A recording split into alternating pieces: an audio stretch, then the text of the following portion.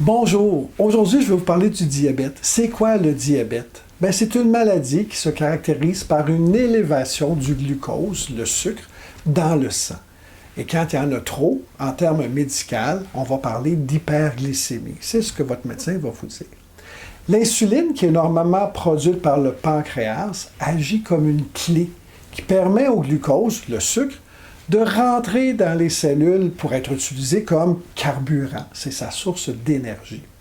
Mais lorsque l'insuline est insuffisante ou inefficace, le glucose ne rentrera pas dans les cellules, mais va rester dans le sang.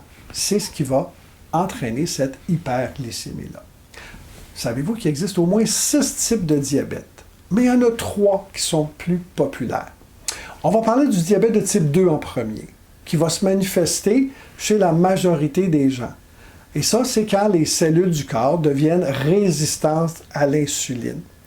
Le diabète de type 2 va se développer pendant environ 12 ans avant d'être diagnostiqué.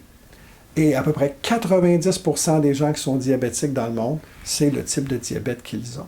Mais, savez-vous quoi? J'ai une bonne nouvelle pour vous. Ce type de diabète est une maladie d'ordre alimentaire.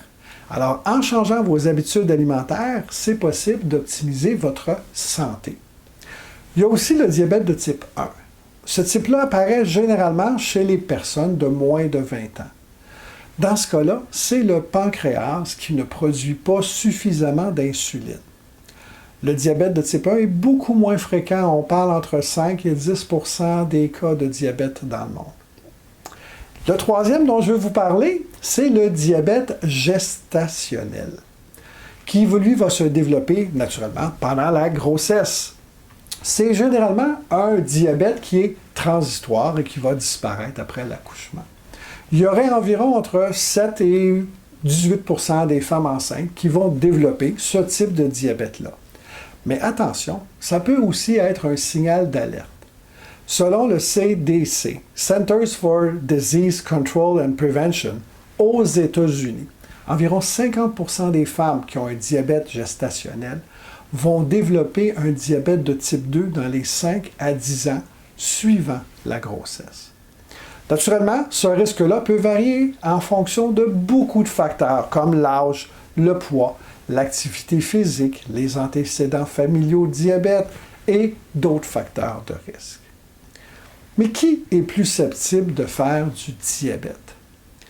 Selon les estimations de l'Organisation mondiale de la santé, l'OMS, la prévalence globale du diabète est légèrement plus élevée chez les hommes que chez les femmes. Les hommes ont souvent un risque plus élevé de développer un excès de poids, une obésité abdominale ou des habitudes de vie moins saines. Tout ça peut naturellement contribuer à cette différence. Mais, mesdames, faites attention, car vos hormones peuvent aussi jouer un rôle dans la régulation de la glycémie. L'insuline, c'est une hormone. Et ça peut influencer le diabète à différents stades de votre vie, même pendant la ménopause. Alors, juste pour terminer, le diabète, on le sait tous, ça peut avoir des conséquences graves sur la santé si il n'est pas correctement contrôlé. Mais, avec une alimentation la plus saine possible et appropriée, c'est possible de faire des différences si vous êtes diabétique. Pensez aussi à bouger à tous les jours, à surveiller vos glycémies régulièrement. Si vous voulez en savoir plus, ne manquez pas mes autres capsules sur le sujet pour optimiser votre santé et surtout, si vous êtes diabétique, renseignez-vous sur le programme Meilleure Vie. Je vous souhaite une excellente santé. Au plaisir!